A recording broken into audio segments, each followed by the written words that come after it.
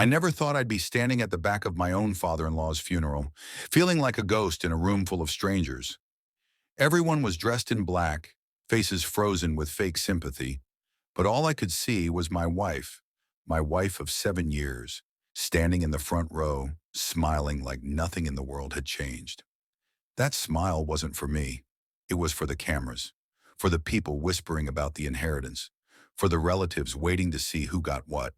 And me? I was just the husband, the man she promised forever to, the man she quietly betrayed. When the will was read, the room went silent. Her father had left behind everything, his companies, his real estate, his money, $250 million. Just like that, she became one of the wealthiest women in the city. She didn't look at me. She didn't hold my hand. She just stared forward, like I didn't exist. And then, only days later, she left. No fight, no tears. Just a note on the kitchen counter. I need space. Don't call me. That's how 7 years of marriage ended. But here's the thing. Money changes people, but it also exposes who they really are. She thought she had won. She thought her father's empire was hers to rule. What she didn't know was that her father left behind more than just money. He left secrets, and those secrets were the one thing that would destroy everything she thought she owned. I didn't plan on revenge. I didn't even plan on surviving without her. But the truth has a way of finding light, even in the darkest families. And the truth was bigger than both of us. People used to say we were the perfect couple, the kind of love story people post about online, the kind that gets you 1,000 likes and heart emojis. But perfection is always a mask. And behind doors, the cracks had been there for years. I met her at a charity gala. She was in this red dress that made the whole room stop. I was just some nobody, a middle-class guy in a rented tux. But she walked up to me, glass of champagne in hand, and said, "You look lost. Want me to save you from all these vultures?" That was her, confident, charming, addictive. She pulled me into her world, and I never wanted to leave. But her world was built on her father's money, and money has its own gravity. It pulls you in, it bends you, it changes everything. At first, it was small things. She'd joke about the way I dressed, push me to upgrade my image. She'd laugh at the places I liked to eat, saying they were too cheap. I told myself it was harmless, just her way of teasing. But then came the late nights, the business trips, the way she'd look at her phone and smile, only to flip it over when I walked into the room. I asked her once, straight up, "Are you seeing someone else?" She laughed. She kissed my cheek. She whispered, "You're paranoid." But paranoia feels a lot like instinct, and my instinct was screaming. The real fracture happened a year before her father died. We were at one of his private dinners, the kind where billionaires shake hands over cigars and decide the fate of entire cities. I wasn't supposed to be there, I could tell. The men barely looked at me, and when they did, it was like I was an intruder. Her father, though, he gave me this look, not of hate, not of disappointment, but of warning, like he knew something I didn't. Later that night, he pulled me aside. He said something I never forgot. "You seem like a good man. Take care of her, because when I'm gone, she'll have choices, and choices reveal everything." At the time, I didn't understand. But now, after everything, I know exactly what he meant. Because when the money came, she chose, and she didn't choose me. But what she also didn't know was that her father left behind more than wealth. He left behind a trail, a paper trail, secrets hidden in the empire she thought was hers. And those secrets, they were about to flip her entire world upside down. It started with a key, a small silver key I found tucked inside a drawer in her father's study when we went back to the house after the funeral. Everyone else was busy talking with lawyers and accountants. But me? I slipped away, wandering through the old man's office like a ghost. The study smelled of leather and whiskey, untouched since the last night he was alive. On his desk sat rows of files, neatly labeled, contracts worth more than I'd make in a lifetime. But it wasn't the files that caught my eye. It was the bottom drawer, locked. When I pulled it, it rattled, refusing to move. And that's when I saw it, taped underneath the drawer. The key. Something inside me said, "Don't." Something louder said, "Turn it." So I did. The drawer slid open, slow and heavy, like it hadn't been touched in years. Inside, there was no jewelry, no cash, no hidden stash of gold, just a single black notebook, old leather cover, no title, no markings, just weight. I flipped it open. At first, I thought it was just numbers, columns, dates, figures, but the deeper I read, the more I realized what it was. It wasn't business accounting. It was a ledger, a record of transactions that weren't supposed to exist. Money moving to places it shouldn't have, names that didn't belong on paper, politicians, judges, even her. Yes, her name was in there, written more than once. I remember my hands shaking as I held the book, the sound of people laughing down the hall, her voice calling out for me. I closed it, slid it into my jacket, and locked the drawer again. From that moment on, I wasn't just a husband abandoned by his wife. I was a man holding the one thing her father never wanted her to see. And deep down, I think he left it there for me. Because the more I turned the pages, the more I realized this wasn't just about money. This was about power, hidden deals, corruption at a scale I couldn't even imagine. And suddenly her smile at the funeral made sense. The confidence, the way she carried herself, like she already knew she had won. But she didn't know I had the notebook. She didn't know her father's empire wasn't clean. And she didn't know that inside those pages was a secret that tied her to it all. I thought about burning it. I thought about throwing it in a river and pretending I'd never seen it. But instead, I kept reading. And the deeper I went, the more I realized something terrifying. Her father hadn't just left her money, he'd left her a curse. The notebook became an obsession. I'd sit in my apartment late at night, the glow of a single lamp on the pages, tracing every line, every number, every name. The deeper I went, the less it felt like I was reading a ledger and more like I was staring into the anatomy of a monster. There were payments to offshore accounts, bribes masked as consulting fees, and properties bought under fake names. And then there were the initials, cryptic letters scribbled next to certain entries, like a code only a few people would understand. But one name kept appearing over and over, hers, not in full, just variations of her initials, tied to accounts I never knew existed. Millions flowing in and out. Money that wasn't hers. Money her father had funneled through her for years. I started to wonder, did she even know? Or had she been his pawn all along? One night I decided to test it. I called her. She didn't answer, of course, but I left a message, just one sentence. Do you know what's in your father's drawer? The next morning I woke up to 3 missed calls, all from her. No voicemail, just silence. That's when I knew. She knew something. Days later, I drove back to her father's estate. It was empty now, the staff dismissed, the gates locked. But I still had a key. Inside, the house felt colder, heavier, like the walls themselves carried secrets. I went back to the study searching for more, and I found it. Behind the bookshelf, there was a safe, a massive steel door built into the wall, hidden by rows of books. I never would have noticed it if not for a draft coming through the cracks. The notebook had a number written in the back, 6 digits circled twice. I tried them on the safe. Click. The door opened with a groan. Inside were boxes, dozens of them, each one filled with documents, photographs, recordings, evidence, enough to bury half the city's elite.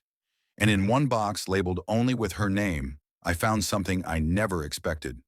Photos, dozens of them, her, with men I didn't know, with people I recognized from the ledger, smiling, holding hands, whispering in shadows.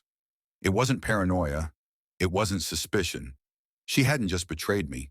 She'd been part of something far darker. I sat there in that cold study, the truth pressing down on me like a weight. I wanted to scream. I wanted to burn it all. But instead, I packed the photos into my bag, along with the notebook.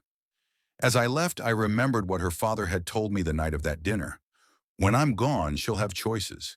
And choices reveal everything. And now I finally understood.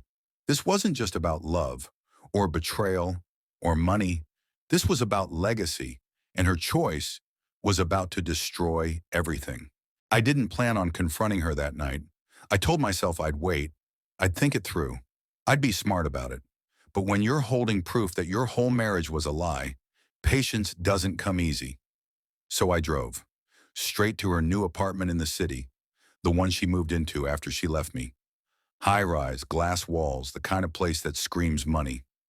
I stood outside her door for a full minute, my hand hovering over the handle, heart pounding like a drum. Finally, I knocked.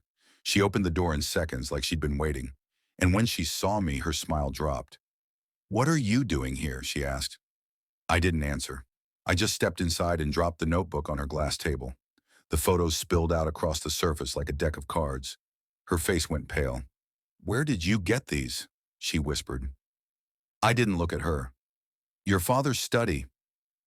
The safe for the first time in years. She didn't have a comeback.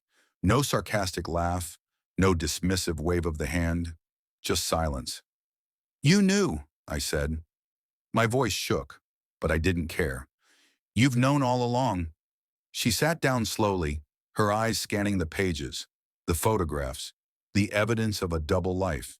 And then she laughed. Not a nervous laugh, not a guilty one. A sharp, cold laugh that cut through the room. "You think you've uncovered some big secret?" she said. "You think you're the first person to stumble onto this? My father built an empire, and empires don't get built without blood." Her words hit me like a slap. "So you were part of it," I said. She leaned back in her chair, crossing her arms. "I didn't choose this, but I'm not walking away from it either. Do you know what this means? Do you know how much power this holds?" I stared at her, the woman I thought I loved, the woman who once promised forever. All I saw now was someone unrecognizable. "I don't want power," I said. "I want the truth." She leaned forward, her eyes sharp. "The truth won't protect you. The truth will get you killed."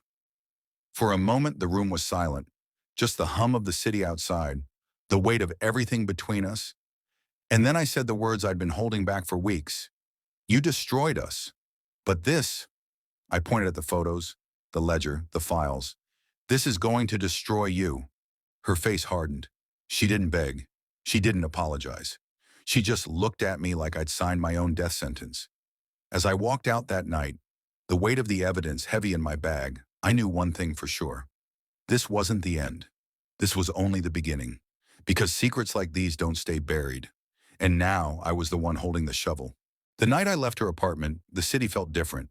Colder. The streets seemed sharper. The lights harsher. Maybe it was me. Maybe it was the fact that, for the first time in my life, I was carrying more than just heartbreak. I was carrying dynamite. The notebook, the photos, the files. Together, they weren't just evidence, they were weapons. Weapons powerful enough to destroy names that had been untouchable for decades. But here's the thing about weapons. You don't just carry them, they carry you. For days, I couldn't sleep. I kept asking myself the same question. What do I do with this? Do I take it to the police? Risk it all? Trust the system that was probably already bought and paid for? Do I go to the press? Hand it over to some journalist and watch the city burn on the front page of tomorrow's paper? Or do I keep it? Use it as leverage, as protection, as a way to finally turn the tables on the woman who had turned her back on me. The choice haunted me. One evening I met with an old friend, Mark, a guy I'd known since college, now working as an investigative reporter. We met in a quiet bar downtown, the kind of place where the music was too loud for eavesdropping. He leaned in, eyes narrowing as I slid one of the photos across the table. "Where the hell did you get this?" he whispered. "Her father's safe," I said. Mark stared at it for a long time before shaking his head. "You don't understand. These names, these people, they're not just powerful. They're untouchable. If you go public with this, they'll come after you." "Hard, I don't care," I said. "The truth has to come out." He looked at me, his expression caught between admiration and fear. "Then you better decide quickly. Because if you have this, they already know you do." That night, walking back to my car, I couldn't shake his words. "They already know you do." And he was right.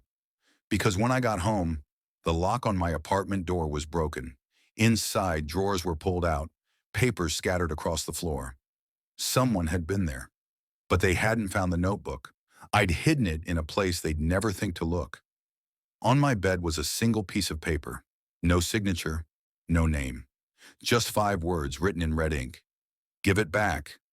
Or else. I stood there in the silence of my wrecked apartment, the note trembling in my hand, my heart pounding in my chest. This wasn't just about me anymore. This was war. And in war, you don't survive by telling the truth. You survive by playing the game. I thought I had already seen the worst of it, but that night proved me wrong. When I went back to the lawyer's office, there was another envelope waiting for me. Inside, not just documents, but an entire recording. A voice message my father-in-law had left before he passed. His words shook me. If you're hearing this, it means she already betrayed you. Don't blame yourself. The truth is, the money wasn't meant for her, not all of it. Half belongs to you. But more importantly, so does the responsibility. Protect what I built, because she will destroy it without even realizing it. I froze. All this time, I thought I was the broken one, the abandoned one. But suddenly I was holding the very proof that she never actually owned what she claimed. And then came the twist I never expected. The lawyer revealed there was one more name tied to the inheritance, a name I hadn't heard in years. My brother. The same brother I lost contact with after he disappeared when we were teenagers. The same brother she never even knew existed. Now everything made sense. Her betrayal wasn't just about me. It was about her trying to control something that was never hers to begin with. And standing there, I realized this wasn't the end of my story. This was the beginning of the real fight. Because sometimes justice doesn't come from anger. It comes from truth. And I was ready to let the truth burn everything she thought she owned. The next morning, I couldn't sleep. My mind kept repeating my father-in-law's words. Protect what I built. So I went digging. The lawyer had mentioned something about a secondary file. At first, I thought it was just paperwork, but when he opened the safe, I saw it. An old wooden box, sealed shut with my father-in-law's initials burned into the lid. Inside was a handwritten will. Not the one my wife had waved around in front of everyone. No, this was different. This was the real one. It clearly stated half the estate belongs to me, the other half belongs to my brother. Not a single word about her. My hands were shaking as I read it. All this time, she acted like she owned everything, like I was just some broken man left behind. But the truth was, she had been living a lie from the very beginning. And then, as if the universe wanted to prove it, I got a message on my phone. Unknown number, just one line. We need to talk. It's about Dad's legacy. It was signed with my brother's name. After so many years of silence, he was reaching out. And if he knew the truth, then everything was about to explode. Because this wasn't just a betrayal anymore. This was war. I hadn't seen my brother in almost a decade. We weren't on bad terms exactly, but life had pulled us in different directions. And now, out of nowhere, he was back. Tied directly to the one secret my wife thought she buried forever. We met at a small diner on the edge of town. He looked older, rougher, like life had tested him more than once. But when his eyes met mine, I saw something familiar. The same fire that once ran in our father's veins. He slid a folder across the table. This, he said, is everything Dad didn't trust her with. Letters, documents, proof. She forged her way into his will. The one she's showing everyone? It's fake. My chest tightened. A part of me already knew, but seeing the evidence made it real. She's been playing a game, my brother continued, but Dad was smarter than her. He knew she'd try. That's why he left this with me. I opened the folder. Pictures of bank transfers, a timeline of secret meetings, even love letters to another man. The life I thought I lost wasn't just stolen. It was engineered. My brother leaned in closer. She thinks she won, but she doesn't realize Dad left us the final word. The estate, the company, the land, it's ours. But if you want justice, we'll need to be careful. Because once she realizes what we hold, she'll come after us. For the first time in months, I didn't feel broken. I felt alive. Because this wasn't just about heartbreak anymore. It was about taking back everything she thought she had already destroyed. The more I dug into the papers her father left behind, the more I realized this wasn't just about inheritance. There were names, dates, offshore accounts, and hidden properties. It was bigger than her, bigger than me. This was a legacy built on lies. I sat there one night, staring at the folder, asking myself, do I expose this and destroy her family name forever? Or do I walk away and keep living in silence? But the thought of her smiling at the funeral, pretending nothing had happened while I stood broken in the back, that image burned in my mind. I couldn't let it go. So I made my choice. I was going to tell the world, but not loudly, quietly, piece by piece. I started sending anonymous tips, leaking information to journalists, and connecting dots in a way no one else could. I wasn't out for money, I wasn't out for fame, I was out for truth. And soon enough, the cracks started to show. Her perfect image began to crumble. Reporters circled like vultures. She still had the money, but now she had questions she couldn't answer. That was only the beginning. She called me one night. I wasn't supposed to hear from her ever again, but my phone lit up and her name flashed across the screen.